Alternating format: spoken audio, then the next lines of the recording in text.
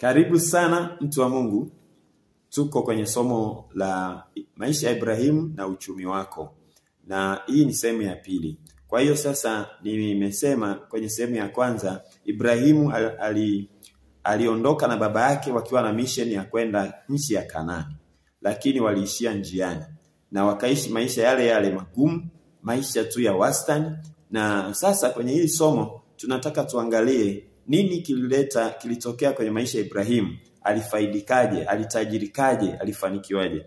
Na tujue kwamba uchumi ni swala la kiroho. Jinsi unavyofanikiwa kwenye roho, jinsi unavyofanikiwa kiroho, ndivyo unavyofanikiwa pia kiuchumi, kimaisha kwa ujumla.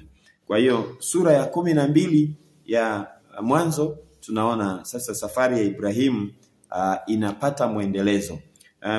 Kwamba Bwana akamwambia Abraham, toka wewe katika nchi yako na jamaa zako na nyumba ya baba yako, uende mpaka nchi nitakayokuonyesha.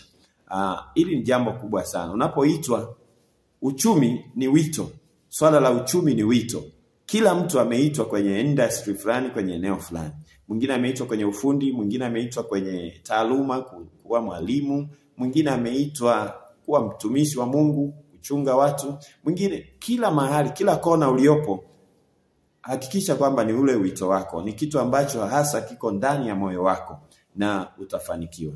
Lakini sasa Ibrahimu alipoitwa na Mungu kutoka Harani, akaitika kwa asilimia zote na akaanza kufuata hiyo sauti ya Mungu na alifanikiwa sana, alistawi sana. Sasa hapa kuna mambo yaliyomstawisha. Kitu cha kwanza, alitii sauti ya Mungu, akakubali kutoka kwenye familia yao. Kwa hiyo hapo tunapata kitu cha pili, kujitenga na watu waliowezwa, kujitenga na watu walioshindwa na mazingira yao. Mazingira yao yamewashinda. Hawa watu hata ukiwasaidia, ukijitahidi kuwa nao, watazidi kukukwamisha.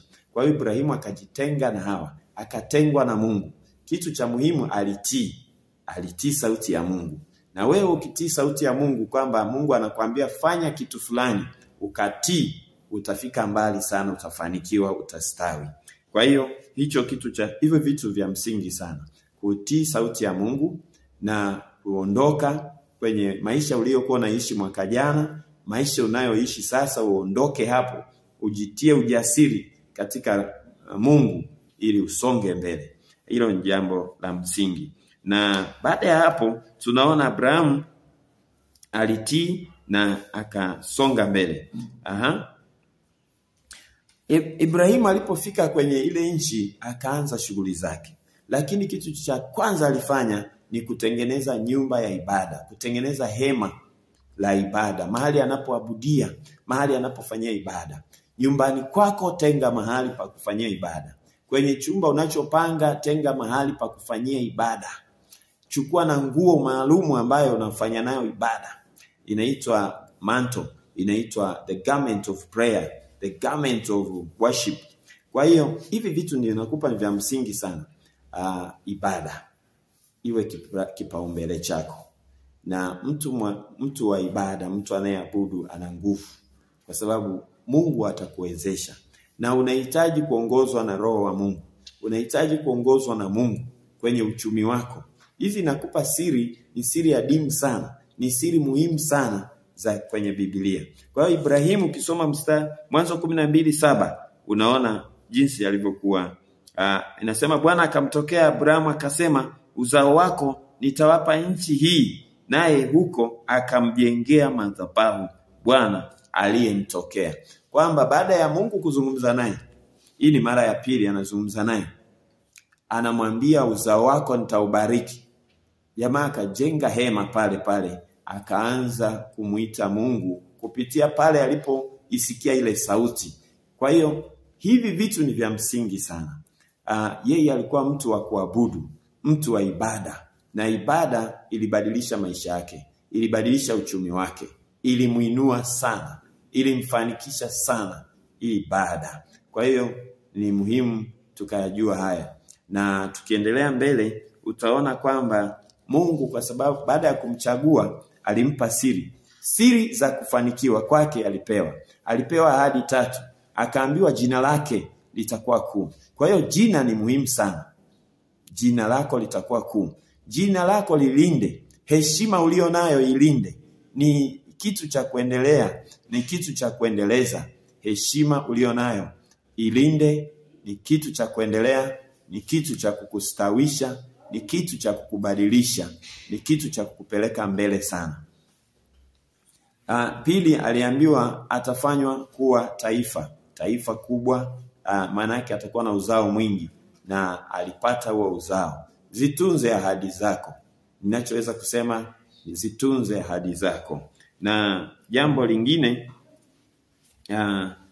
ni kufanyika kuwa baraka. Ni kufanyika kuwa baraka.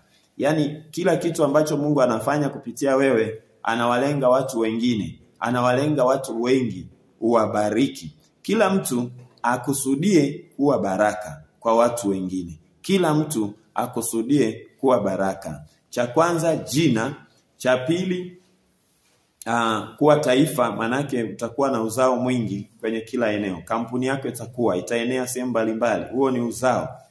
Utakuwa na miradi mingi. Huo ni uzao, na ndio maana yake. Cha tatu ni hicho ambacho tunakiona kwamba utafanyika kuwa baraka. Fanyika kuwa baraka, mtu wa Mungu.